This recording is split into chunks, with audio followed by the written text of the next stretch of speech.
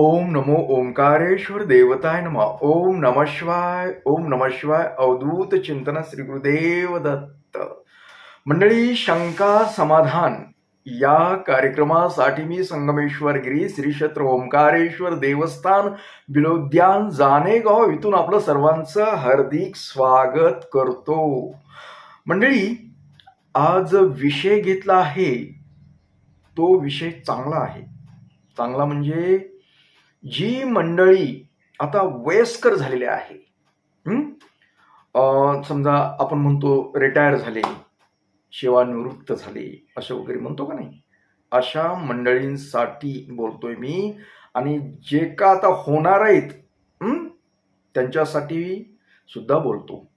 कारण हे का बोलायचंय तुम्हाला, तर जी अशी वयस्कर मंडळी खूप माझ्याकडे येतात, बऱ्याच सरकारी खात्यामध्ये काम केलेली, त्यात पोलीस खात्यामध्ये असतील अथवा शाळा कॉलेजमधले, म्हणजे जे का सरकारी होते नोकरदार, ते मंडळी आपल्याकडे येतात. आता या मंडळी येण्याचं कारण काय, का अडचण आहे त्यांना? खूप काही पगारी होते, ह्यांना खूप पगारी होत्या, भरपूर कमवलं, गाडी बंगले सर्व काही आहे त्यांच्याकडे. मग हे एवढे वैभव असताना आमच्यासारख्या लोकांकडे येण्याची गरज काय? त्यांना काय कमी? त्यांना तुम्हाला जी बाह्य दिसतं ना, फार याला नोकरी होते, यांच्याकडे खूप पैसे, फारच ते सुखी आहेत, ही जर कल्पना असेल तुमच्या मनामध्ये, तर हे काढून टाका. सर्वप्रथम तुम्ही ही कल्पना काढून टाका. ही नुसती कल्पनाच आहे. वास्तविक जीवन त्यांचं खूप खतरनाक आहे. आता काही 10 लोक चांगली असतील, पण जवळजवळ जास्तीत जास्त लोक खूप टेन्शनमध्ये आहेत. आता त्यांना टेन्शन कशाचं आहे? पैसा अडका भरपूर आहे त्यांच्याकडे, इस्टेट आहेत, मग ही सुखी का नाहीत? सुखी का नाही? तर ज्या वेळेस हे तारुण्यामध्ये होते, नुसतं त्यांना हाव होती पैसा कमवणे. जे सरकार अथवा जे आपल्या कामाचा मोबदला भेटतोय त्याच्यामध्ये ते समाधानी नव्हते. मग काही 2 नंबरचे कामं करून त्यांनी पैसा गोळा केला. मग त्यात पोलीस खात्यातले सुद्धा असतील, अथवा इतर गोष्टीत, आता शैक्षणिक ह्याच्यामध्ये पण काम करणारी. पूर्वी कसं होतं, जुन्या काळामध्ये शिक्षणाच्या क्षेत्रामध्ये काही अशा भानगडी नव्हत्या, काही असं पैसा काढण्याचे एक सेवा म्हणून, सामाजिक कार्य म्हणून शिक्षक लोक काम करत होते. आज नुसता पैसा कमावणारा एक बिझनेस म्हणून काम केलं जात आहे. आता ह्या गोष्टीचं आणि आपल्या समजा सेवानिवृत्त झालेल्या गोष्टीचा म्हणजे काय, ह्याने तारुण्यात काय केलं, पैसा गोळा केला, आणि याचा आता सुखी न राहण्याचं कारण काय? तर बरेचसे नोकरदार येतात माझ्याकडे झालेले समजा. मग ह्यांच्या कारकिर्दीमध्ये ह्याने जे काही कर्म केलेले आहेत, हे कर्म ह्यांना आता त्रास देतात. समजा पोलीस खात्यातील असतील लोक, ते लोक काय करतात, कुणी समजा गरज नसताना समजा एखाद्यावर अन्याय झाला तरी त्याच माणसाकडून पैसे काढणं, हा एक म्हणजे प्रकारे त्यांच्याकडे पैसे काढण्याचा. म्हणजे आता तुम्हाला मी सांगायची गरज नाही, वेगवेगळ्या प्रकारे 2 नंबरनं कामं करून नोकरदार असले, यांच्या पगारात काय यांचं भागत नव्हतं का काय होतं, यांनी अतिरिक्त पैसा गोळा केला. आणि हे पैसा म्हणजे लक्ष्मी, आपण तिला लक्ष्मी म्हणतो. मग ज्या पद्धतीनं लक्ष्मी आलेली तुमच्याकडे, लक्ष्मी कधी स्थिर नसते, लक्षात घ्या. लक्ष्मी स्थिर नसतेच. जशी लक्ष्मी आली, जशा पद्धतीनं तुमच्याकडे लक्ष्मी आली ना, ती लक्ष्मी तुम्हाला स्थिर ठेवत नाही. चांगल्या पद्धतीनं लक्ष्मी आली असेल तर तुम्हाला सुखी ठेवेल. तुम्ही कशा पद्धतीनं लक्ष्मी गोळा केली याच्यावर तुमचं जीवन अवलंबून आहे. ज्या लोकांसाठी, ज्या नातलगांसाठी तुम्ही हा पैसा गोळा केला आहे, ज्या पोरांसाठी, तुमची जी बायका पोरांसाठी म्हणतात ना पैसे गोळा केलेत ना तुम्ही, अगर काळजी कमवलंय ना, तेच लोक यांना त्रास देतात. आणि त्याकरता आमच्याकडे येतात. कित्येक नोकरदाराचे मुलं व्यसनाधीन झाले. घरामध्ये दररोज भांडण आहे, सगळं आहे, पण दररोज भांडण. मुलं काही करणावे गेलेत, बापाचे त्या पैसे त्याच्यावरच आईस करतात. बरं, नुसते आईस करून भागत नाही, 2 नंबरचे दुसरे काही कामं करतात, दारू पितात, व्यसन जबरदस्त कसले वेगवेगळे व्यसन करतात, जेणेकरून त्या बापाची मान खाली घालावं लागते, त्याला जातेच घालावं लागते म्हणण्यापेक्षा. आणि बरं, नुसती मान खाली घालून चालत नाही, त्यांना मानसिक त्रास देतात, हाणणं मारणं या गोष्टी सुद्धा करायला लोक. म्हणजे ज्या मुलांसाठी या बापानं 2 नंबरचा धंदा, समजा नोकरी असताना मी भ्रष्टाचार करून जो लक्ष्मी गोळा केलेली होती, ही लक्ष्मीचा प्रताप आहे. बघा तुमच्या आजूबाजूला अशी परिस्थिती आहे का नाही. जास्त प्रमाणे जे आहेत ना, जास्त लोक येतात ना, खूप नोकरदारातल्या प्रकारे.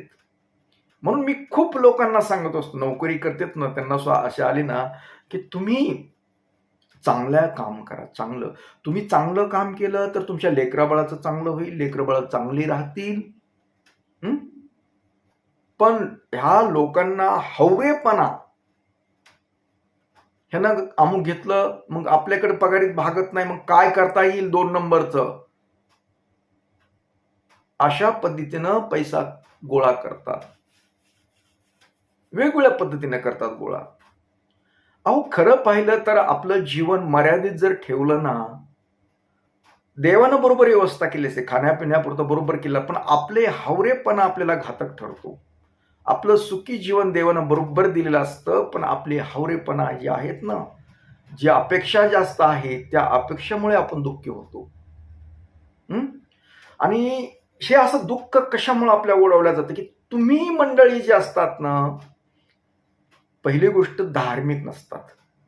देव काय करतो, ज्यांना देवावर ज्याचा विश्वास नाही ना, अशा लोकांना जास्त त्रास होतो. देवावर विश्वास, नुसता विश्वास असून चालत नाही. जे देवाचे नियम आहेत, देवाचं का करावं लागतं म्हणजे त्रास होत नाही. देवाचं करण्यामागं म्हणजे देवाचं जर केलं की आपण जी काही वाईट कर्म करतो त्यावेळेस ऑटोमॅटिकली म्हणजे आपोआप काय गोष्ट होते की नको, आपण देवाचं करतोय, देव आपला बघतोय वरून, आपण ही काही गोष्टी करायला ही घातक आहे, ही कंट्रोल करण्यासाठी देव करणं गरजेचं. म्हणजे जे काय आपल्या हातून काही चुका होणार आहेत त्याला कंट्रोल देव जर केलं तर होतं. आणि देव करण्यासाठी त्यासाठी योग्य तुम्हाला गुरु लागतो.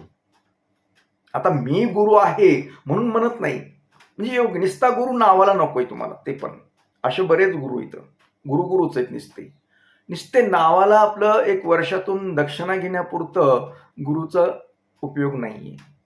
त्या गुरुनं वेळोवेळी तुम्हाला मार्गदर्शन केलं पाहिजे. तुमचं काय चाललंय त्याच्यापाशी बोलल्यानंतर तुला सगळं सांगितलं पाहिजे त्यानं, म्हणजे तुम्हाला योग्य मार्गावर नेण्याचं काम ही गुरुनं केलं पाहिजे. हे गुरुचं कर्तव्य, आणि ते कर्तव्य होण्यासाठी गुरु बी चांगलाच निवडावा लागतो. नुसतं पाया पुण्यापुरतं दर्शन घेण्यापुरतं नाही, गुरुनं वेळोवेळी सांगावं लागेल. तर असो, तर ह्यासाठी गुरु लागतो. कारण तुम्हाला जिथे तिथं कंट्रोल करणारा लागतो. कारण तुम्ही कुठं चुकताय, काय होतं हे सांगावं म्हणून गुरु लागतो. जर ज्या लोकांनी गुरु नाही अथवा धार्मिक ह्याच्यामध्ये नाही केलं, हे लोकच फसतात. आता गुरु त्यांनी पण केलेले असते, पण ते गुरु फक्त गुरु पौर्णिमेपुरतेच गुरु झाले. तर असो ते गुरुचं, तर काय आहे की तुम्हाला वेळोवेळी टच करणं गरजेचं आहे. आणि टच कधी करणार की तुम्ही जर देव धर्म करत असाल, देवावर विश्वास असेल, देवावर श्रद्धा असेल, तर वेळोवेळी काय करतो देव तुम्हाला कंट्रोल करतो. प्रत्यक्ष देव येत नसतो, पण देवाची जी ऊर्जा असते ते तुम्हाला व्यवस्थित नाही, तू असं करणं योग्य नाही, हे ऑटोमॅटिक सांगितलं जातं, त्याच्या माइंडमध्ये येतं. आणि माइंडमध्ये आल्यानंतर तो वागत नाही माणूस. वागत नसल्यामुळं तो जो आहे त्याच्या समाधान मानतो आणि त्याला समाधान मिळतं. माणूस जेवढा हवरेपणा करतो ना तेवढा तो दुःखी होतो, लक्षात घ्या. मी काही लोक बघितलेत, त्यांचं झालं, मुलांचे लग्न झाले, नातरुंड आले, तरी ते दुःखीच आहेत. का दुःखी? हवरेपणा. आणि हवरेपणा काय येतो तर तुम्ही धार्मिक नाही, देव धर्मातले नाही. देव धर्मात म्हणजे माळच घातली म्हणून देवदेवाग्रा टिळा लावला म्हणून देवदेव होत नाही. हृदयामध्ये देवाचं स्थान असलं पाहिजे. आणि देवाचं स्थान मिळतं कधी? ज्यावेळेस तुमची खूप काही श्रद्धा आहे. आपल्याला भीती वाटते हो. कसं एखादं वाईट काम करायला होतं आपण, की अरे नको बाबा, आपण देवदेव करतो, देव काय करील आपल्यावर, आपण हे पाप केलं तर आपल्याला चांगलं नाही होणार. ही जी मानसिकता असते ना, ज्यावेळेस आपण कुठेतरी श्रद्धेनं विश्वासानं काही गोष्टी करतो ना देवाचं, त्यावेळेस हे ऑटोमॅटिक होतं. म्हणून देवदेव करायचा असतो. आपल्याला कंट्रोलमध्ये ठेवण्यासाठी देवदेव करावा लागतो. मोकारवाने वागलं की आपण संपला म्हणून समजायचं. आता तुम्हाला तुमच्यात तारुण्य, तुमच्यात रक्त आहे म्हणून तुम्ही काहीही करायला लागलात, त्या धुंदीमध्ये कळत नाही.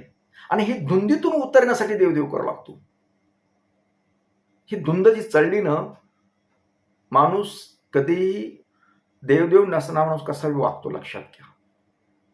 आता ते बनावट देवदेव करायचं ते आहेत, नुसते देवाचं वरून लाव, म्हणजे देवाचा कृत्य मिले देवदेव करतोय, हा विषय नसतो. हृदयामध्ये देव पाहिजे, आपल्या वागणुकीमध्ये देव पाहिजे. नुसतं म्हणण्यापुरतं देवदेव नकोय, त्याला काही होत नाही. लोकांना दाखवण्यापुरतं देवदेव नकोय. आतमधून देवाचं पाहिजे. आतलं मन, अंतर्गत मन जे आहे हे देवानं भरलेलं पाहिजे.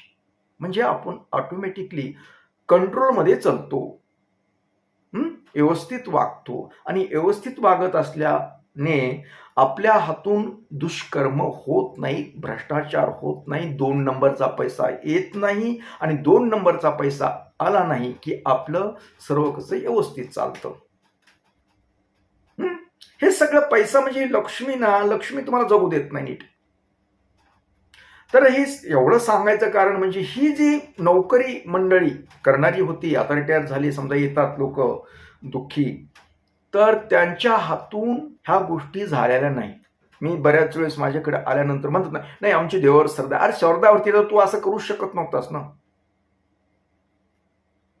बाबा, तू असं करूच शकत नव्हतास. जे तू पैसा कमवला आणि तो पैसा तू तुझ्या मुलावर खर्च केला, त्याच्यावर संस्कार त्या पैशाचे झाले, त्या लक्ष्मीचे झाले, म्हणून मुलं बिघडलीत. कारण तेच. आता पूर्वी कसं होतं म्हणून की आता पाप केलेलं पुढल्या जन्मात त्याचं फेडावं लागतं. पण आता तसं नाही. अर्जंट सेवा, डिजिटल सेवा निघालेली आहे, झटपट आहे. लगेच करा पाप आणि लगेच फेडा, जागचे जागेवर, इथल्या इथंच. आता वेळ नाही, लोकांना शॉर्टकट दुनिया आहे, त्याच्यामुळे लोकांना वेळ नाही ना. पटपट पटपट देवाला पण आता वेळ नाही, कारण संख्या खूप वाढलेली.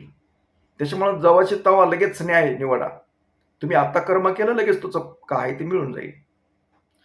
तर सांगायचं तात्पर्य म्हणजे तुम्ही आता जी समजा तुम्ही आता सध्या त्या स्थितीमध्ये आहेत, पैसा कमवण्याच्या स्थितीमध्ये असाल, तर तुम्ही योग्य गुरु करा, जेणेकरून तुम्हाला वेळोवेळी कंट्रोल करेल, तुम्हाला वेळोवेळी देवाचं धर्माचं हे सांगत राहील.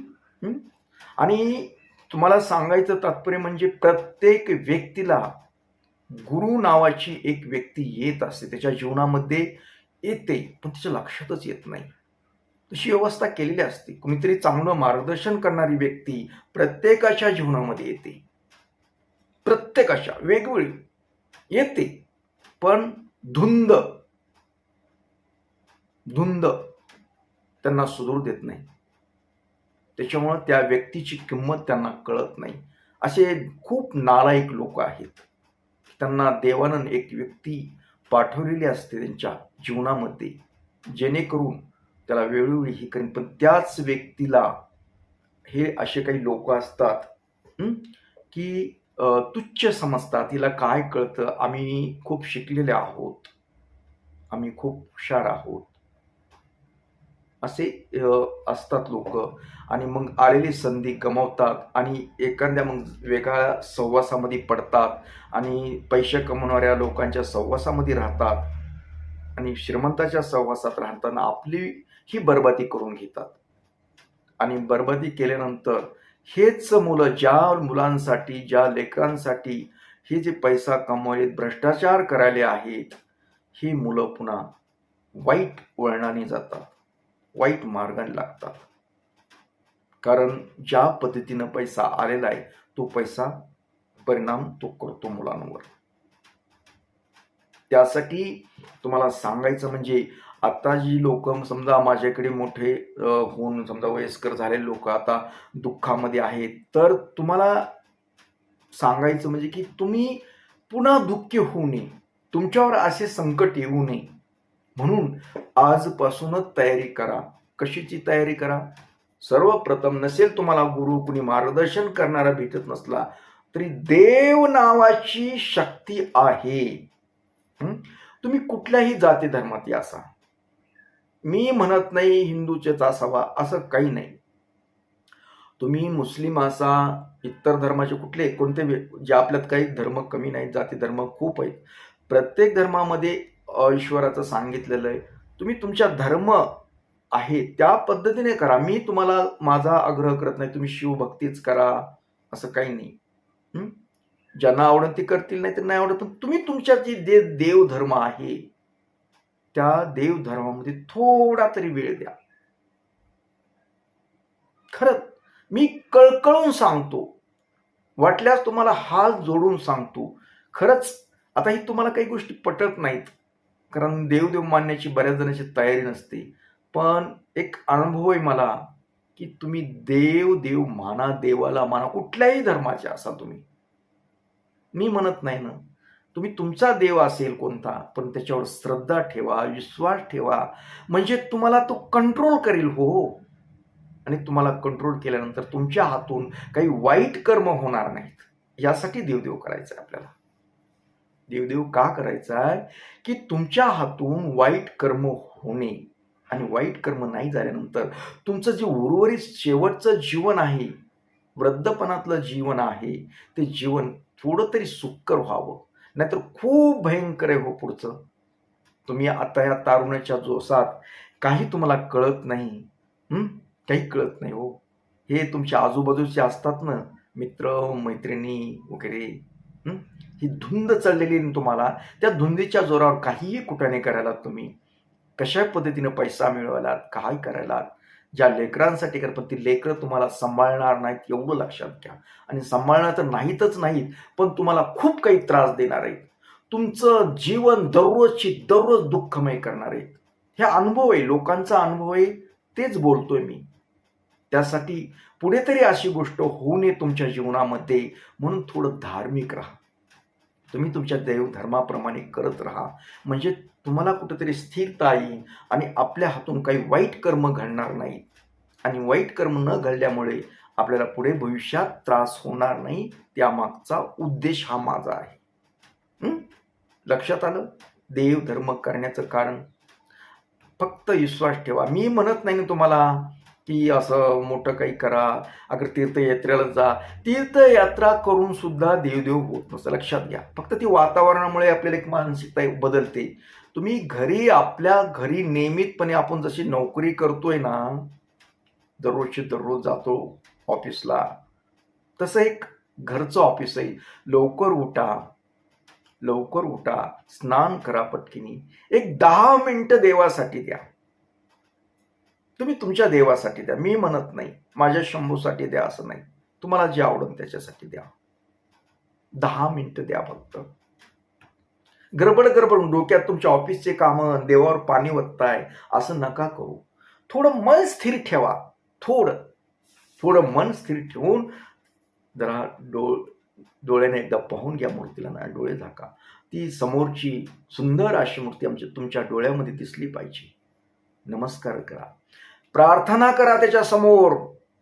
म्हणा, देवा, माझ्या हातून काय जे काही चुकलं असेल, माझ्या हातून काही जर चुकलं असेल तर मला क्षमा करू नकोस, मला त्याची शिक्षा दे, असं बोलायचं असतं.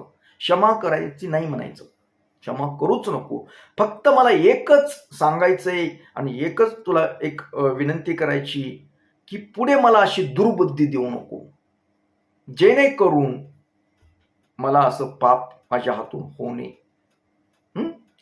फक्त मला चांगली बुद्धी दे आणि झालेलं जे आहे माझं काही चुकलं उकलं त्याच्यासाठी मला शिक्षा कर, म्हणजे माझं जीवन सुधरेल. असं देवाला दररोज म्हणा, सकाळी म्हणा, संध्याकाळी झोपताना म्हणा. बघा, तुमच्यामध्ये कितीतरी बदल होईल आणि तुमचं जीवन तर आनंदी, पण मन तुमचं प्रसन्न होईल. तुम्ही सदैव आनंदी राहाल आणि काहीतरी आपण चांगलं काम करतोय याचा आनंद हा वेगळाच असतो. पैशात आनंद नाही हो, क्षणिक आनंद हो. पैसा, गाडी गोडी जास्त नसते. तुम्हाला कदाचित वाटेल की यांच्याकडे काय हे झोड महाराज आहेत, काय यांच्याकडे पैसे नसतात, काही नसतात म्हणून हे असं सांगतात. हो, तुमचं म्हणणं तसं बरोबर आहे, पण वास्तविक तसं नाही. आम्हाला पैसे मिळवायचे असले तर आम्हाला मिळवता येतात, पण आम्ही ते बघितलेला अनुभव आहे. पैशातून जीवन सुखी होत नाही. पैशाची जरी गरज असते, प्रत्येक गोष्टीला पैसा लागतो, पण तेवढं सुख नाही. जसं पैसा येतो, जशा पद्धतीने लक्ष्मी येते तशीच ती ताण देते, लक्षात घ्या. म्हणून आम्ही जास्त पैशावर अपेक्षा ठेवत नाहीत, म्हणून आम्ही समाधानीत, लक्षात घ्या. पैसा सब कुछ नाही, पण पैशानं थोडं लागत्यात गोष्टी, पण इतका अतिरेक करायचा नाही. अतिरेक करू नका. तुमचं जीवन आताही आनंदी राहील, भविष्यातही आनंदी राहील, जेणेकरून पुढची तुमची पिढी तुम्हाला त्रास देणार नाही आणि पिढी बिघडणार नाही. आज तुमच्या जी काही गोष्टी करणार आहेत ते त्यांच्यावर त्याचा परिणाम होतो आणि तुमचं जीवन दुःखी होतं, म्हणून मला या गोष्टी सांगायच्या. तर असो, आपला आता जास्त वेळ मी घेत नाही. मला काही गोष्टी सांगायच्या, कारण मला प्रश्न येतात, माझ्याकडे लोक येतात, भेटतात, म्हणून मला ह्या गोष्टी तुमच्यासाठी, सर्वांसाठी सांगायच्या असतात. आता ज्याचं ऐकायची परिस्थिती असेल ऐका, अथवा न ऐका. आपलं बोंबलायचं काम आहे आमचं, बोंबलतो. कुठंतरी आम्हालाही वाटतं की आमचं कुणीतरी ऐकावं. 100 लोकांपर्यंत हा व्हिडिओ गेला, त्यातले एकाही लोकांना जर ऐकलं आणि त्याचं अनुकरण केलं तर आम्ही जिंकलो. हे आमचं तत्व आहे. आम्हाला हजारो लोकांपर्यंत जाऊन हजारो काही गरज नाही. माझ्या 100 लोकांनी पाहिलं त्यातला एकही लोक सुधारला, एकानं हे अनुकरण केलं तरी आमचं मिळालं म्हणून समजतो. तर असो, याबरोबरच आजचा आपला शंका समाधान कार्यक्रम इथेच थांबूया आणि परत भेटूया पुढील कार्यक्रमात. तोपर्यंत मंडळी, ओम नमः शिवाय, जय हिंद, जय भारत, सुखी राहा.